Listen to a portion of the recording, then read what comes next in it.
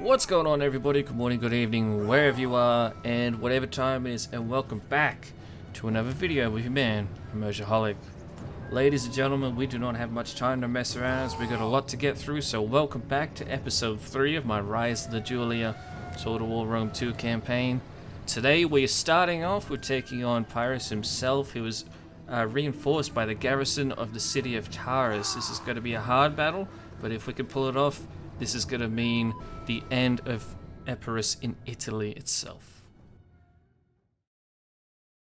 Okay, so again, not messing around as we have a lot to get through today. I'm going to be showing you my army composition. I have Principes in the rear, in the, I guess you could say, third line. Then we have Hastati taking up the entire second line, accompanied by some levies just in front of them, who will be our screening force, as well as a minor scouting unit. They do have a better line of sight than our heavy units. But for our scouting, actually, I will be sending forward the mercenary cavalry that survived the previous battle of last episode, just barely. And although they're a small unit, they will provide invaluable information, such as this, where the enemy army is, as you can see in the bottom right-hand corner. Again, due to the latest changes in battles in Divided Impera, line of sight is very limited, so you need to do this. You need to send out scouts. In addition to finding the army, we're actually going to harass the enemy archers as they were moving forward to harass my army as it was moving into position at the top of the hill. The cavalry will do an excellent job at taking them out as the enemy main line and spearmen are too far away, so they'll get some solid kills in. They won't rat anything just yet. You can see the amazing ragdoll zigzag. Oh wow, that was such a good hit on that guy. Anyway, as my army moves up, I once again send my cavalry down in addition to my general's unit this time. Unfortunately, that small cavalry contingent and the general is all we have for cavalry in this battle, which is a big hindrance to us. Regardless, we send them forward to send the archers away. The archers are going to be one of the main themes of this battle. They constantly pepper at our troops. And they have a lot of them. I believe they have 5, maybe even 6 units, if I'm correct. If I'm recalling correctly. But even just a few units are enough to, like, demolish half a unit of Hastati or Principes without any losses to their own, which is obviously bad. Now, while the cavalry is chasing them, I thought I'd show you the enemy's army composition. As you can see, it is basically a Greek army, which is basically hoplites, and hoplites galore. They do have one solid unit of pikemen, and then next to the pikemen they actually have some fairly heavy swordsmen. And then in the rear they have some citizens from the city of Taras itself. Apparently they were feeling rather patriotic and wanted to come defend their colony. The enemy's army is moving up slowly up the hill, so I have my levies peppering the enemy as they march forward. At this point, I've already pulled back my cavalry, so it's just a matter of engaging our line with theirs. Unfortunately, they're not actually going to engage with their entire army. They're going to send their swordsmen forward, and surprisingly, their actual pikeman unit they will be sending forward eventually. But the hoplites will be holding their position shortly after, which was kind of annoying to me, but it also might have proven to be better than what I originally planned to do. I was planning on just holding the hill and letting them tire themselves out by coming to me. However, as you can see, the insane amount of arrows that is coming at us constantly is just unacceptable. We can't tolerate that. But before then, we are going to be sending in the general to try and take care of some archers that got caught out on their own. I have both my general and my cavalry on my right flank here. Not only were we trying to chase down archers, but we're also trying to chase down Pyrrhus himself, who you will see shortly coming into the battle. On the other side of the battlefield, the pikemen and the swordsmen I stated earlier are finally engaging us fully. They are isolated though, so I'm not going to worry too much about them as they are engaging my Principes, and while they're both better units than my Principes, they're not going to get kills too fast. So I'm actually going to outflank them and isolate them slowly. Here we have the main battle line forming up, and as you can see, it's a bit of a staring contest that they're winning. Again, I can't stress enough, the arrows were constant and pouring in, And so even at this tiny little gap, the hoplites refused to charge. And so I did that, and I charged them instead. We will have the bonus of a downhill charge, so we will benefit from this in the end, but it isn't essentially what I planned from the start. But it actually might have proven out to be a better option than receiving a charge. During all that mess though, as you can see, Pyrrhus himself has been caught up not just by my cavalry, but also by our reserves. We had two very small units of one Hastati and one Principe unit. They were incredibly depleted, and they are actually helping try and take down Pyrrhus. As you can see, the bastard himself is trying to run away once again, just like the last battle. Since he has so few units though, I only send out my mercenaries to chase him down while my general turns around to get involved in the battle itself. We get a nice charge on Pyrrhus's general bodyguard unit. All in all though, we still do not manage to kill him, which was infuriating to me. I could not believe that he actually escaped once again, but he is shattered and he will not be coming back to the battle, thankfully. As for the battle itself, it's going fairly well overall. In fact, maybe even decisively well. We have our cavalry regrouping and running down the enemy's archers. Again, the archers were a major threat to me, and they probably got the most kills out of any unit on his side of the battle at least. But as you can also see, we have the entire right flank of the enemy army wrapping up. I'm sending out Principes and Hastati around the flanks of the enemy to try and hit them from the rear. And in doing so, that basically seals the deal on the battle. Within just a minute or so, the entire enemy army is shattered. Or at least the main battle line, I should say, of the enemy army is shattered. Surprisingly, on our left flank, the swordsmen and pikemen are still going. I really can't stress enough how good they are. They have excellent morale and excellent armor, at least for the time and age. So they will be holding out for a while, but now that the enemy's main line has shattered, it's just a matter of time before we send in more heavy units to flank them, and here they come right now. Deep in the background, you can see a levy unit of mine chasing an enemy's archer unit away, as well as our cavalry just rounding up the last of the archers. But that is that. Just as the reinforcements come in, the pikemen and the swordsmen shatter, and we spend the next probably 4 minutes or so running down the entire enemy army. They're almost entirely obliterated. Another decisive victory for Rome and for Gaius.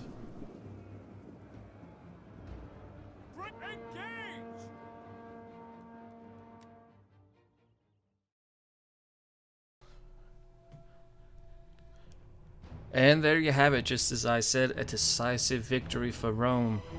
2,306 men deployed, and we only lost 247, most of whom were levy units. We did lose a little bit of a Principe unit, a little bit too much, and some of our Hastati units took a little bit of damage, but all in all, it is pretty much nothing. Here, as you can see though, Pyrrhus' army itself was entirely obliterated, except his general unit, and roughly about 3/4 of the garrison army was defeated as well.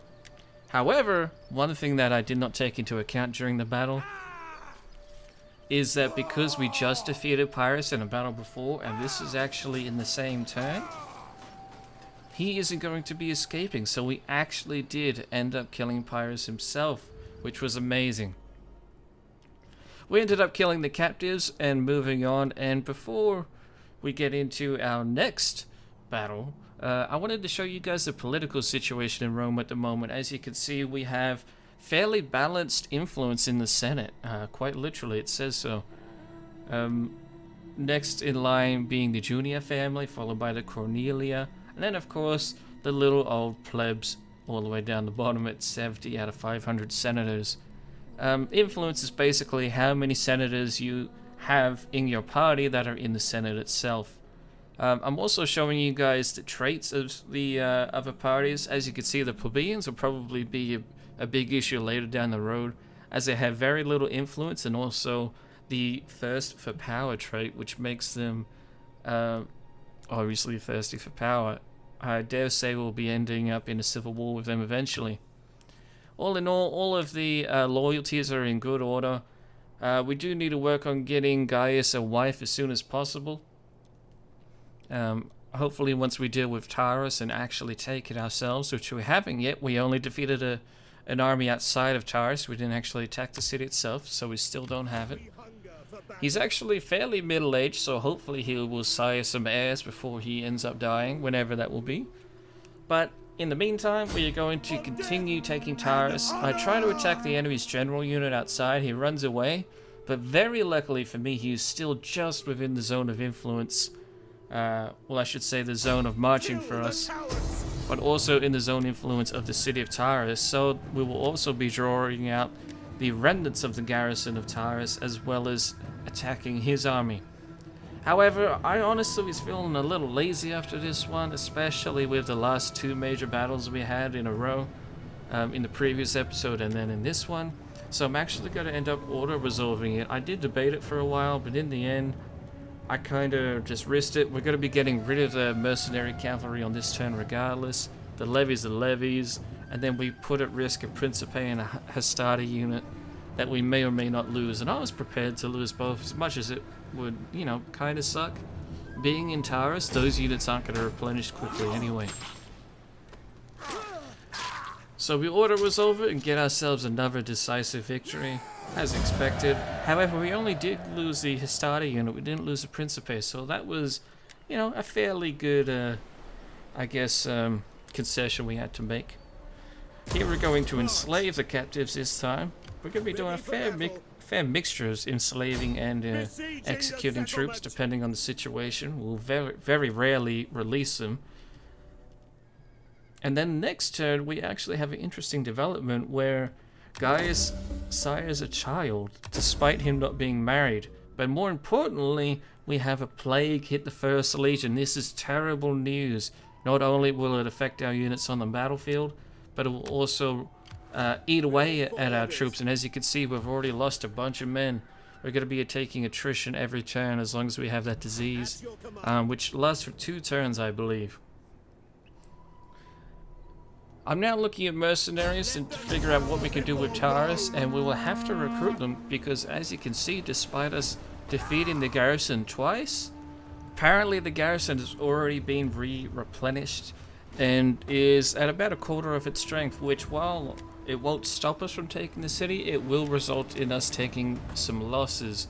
So we're actually going to have to siege it for a turn, get us some siege engines to take the city walls, and then recruit mercenaries and assault the city ourselves, which is quite annoying. Next turn, as per the disease, we received a bunch of attrition, but then we get some good news in that a war has been declared between the Veneti and the Ligurians to the far north. These are our northern Gaulish neighbors. We do have good relations with the Ligurians, so hopefully they come out on top. But regardless, it's good news because they will both be busy for quite a while chasing each other. Hopefully the Veneti do not win too quickly, as we do not have good relations with them and we can't afford a war in the north just yet. I look down at the auto-resolve just to see if it's possible, but with all of these units so harshly depleted, we are actually going to have to assault the city ourselves. So I will see you guys on the battle map. And so here we are, the city of TARAS. Currently a Greek city, but still a beautiful city nonetheless. And for whatever reason, we are actually attacking at sunset, which makes it quite beautiful, but also a little unrealistic, but whatever, who cares. As you can see, the city only has one major wall going around the perimeter of it, so all we have to do is break through it, get to the city center, capture the victory point. Here are our troops marching forward from the south right now. We have 2 ladders that we're going to be using to get over the wall, and then we have a tortoise, or tortoise, I'm not sure how you pronounce it, but we'll call it a tortoise, that will be going through the wall right next to the ladders. We have our levies taking the ladders themselves, followed by our mercenary units, followed by the Hastati, and then we'll be keeping the Principes in reserve. The enemy has actually gifted us some walls. As you can see, they're firing over the wall with their archers, which is actually a pretty cool move, and it's actually rather smart strategically, as we will be taking the wall very easily we overpower them numerically and quality-wise in the melee department, so it's not a bad idea. And they're actually bringing in archers from their reserve, which are going to be peppering us the entire time we're coming in over the walls. For now, though, it's just our levies heading up over, which will shower the enemy with javelins. In the meantime, we are breaking through the wall using our tortoise. It's really a cool thing, and this will be one of our main siege engines we use. I much prefer having these than going over with ladders, but oh well. We wanted to do a quick siege, and so this is what we get. The enemy forms their hoplites up to receive our charge through the breach. I send our mercenary units forward, which will shower the enemy with javelins, in addition to the levy unit that pushed the tortoise itself. As you can see, the arrows are fairly constant. Once again, archers are going to be a pain in the neck for us, especially since our troops aren't really all that well armored. We have nice shields, so if we're in a defensive formation, we can do well against arrows, but when we're moving in, when we're charging and fighting, we're going to be taking casualties. For whatever reason, the enemy units panic and pull back a little bit, and in doing so they allow our swordsmen to get a decent charge on them, but also allow our javelins to hit them in the back, and it obliterates nearly half the unit in just a matter of seconds. The enemy citizens even get involved, but it doesn't matter, we're sending in our fairly heavy mercenary swordsmen, which are actually excellent units, and they will cut them down very quickly. Here we have a little bit of a first-person view of the Hastati unit coming in over the wall now. We're going to be sending them along the wall to take out the enemy tower up there. As I said, the enemy has completely left the wall to us, so we don't even have to fight on it, thankfully. But I just thought this would be a nice shot for you guys to see this one little Hastati dude heading along with his unit. As you can see, we have levies showering the enemy from above, and then a second Hastati unit coming up over the ladder behind. As you can see, we're just overwhelming them. This is a fairly straightforward battle, but I still felt like I should show you guys, as it was our first ever siege in the campaign, at least of a major city. Here come our troops pouring through the hole in the wall now. Even our general is going to get involved, and as we move forward, the enemy archers will pull back into a bit of a blob. Although they will continue to shower us with arrows once we hold position around them, that is exactly what we're going to do. We're going to surround them and then charge all at once, rather than just continually chase them throughout the city on foot. And I say on foot because our general is heading in on his horse now. He will run them down and will force them to not run away, although a couple of them do get away, which is kind of annoying, and the next few minutes of this battle are actually spent chasing down those couple of units. But while all of this is going on, we're actually sending some of our Hastati units to take the main town center over here, which is where the captain of the garrison, I assume it's a captain, is holding up with his elite personal guard of hoplites, but hoplites are hoplites and they are very easily surrounded and routed. And so all in all, not that this battle was ever much of a challenge, I still thought I'd show you guys, but with us surrounding the captain here and taking him out, that seals the deal and we win the siege decisively. And there we go, a decisive victory for Rome. And again, Gaius, our leader of the Julia family. We do lose a single levy unit, but that is it. It was already depleted, and again, it's just a levy. We can recruit them even down here in TARAS very easily. Just looking at all the options that we could do for the city. If we loot it, we would get a lot of money, but we'd also get a lot of public order issues. And right now, we don't need public order issues in Italy itself. So we're just going to peacefully occupy. Any Greeks that choose to stay in the city must submit to Roman rule, but besides that, we will allow them to live and keep their property. The next few turns are going to result in basically establishing peace with Epirus, which unfortunately I will not be able to show you guys as the footage for that bugged out a little bit. But the next turn, as I said, we do have peace with Epirus by now, but we're also seeing signs of things to come with rampant piracy. Now here, this is a feature that was already in Divided Impera, where you would choose an option and it basically gives you a benefit or it gives you a negative trait based on what you choose. So here I'm actually going to choose to hunt down pirates, which will take only a little bit of money from our treasury, not too much.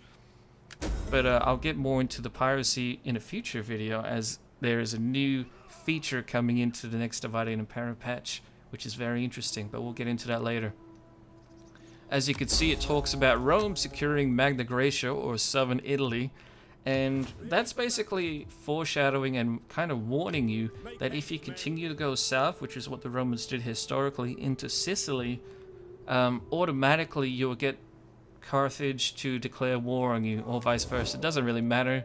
It's not like you're breaking any trees, but it is a declaration of war, essentially, to march your armies into Sicily and take Syracuse yourself, which is going to be a major thing that we're going to try to avoid, but next episode things are going to get a little interesting with that.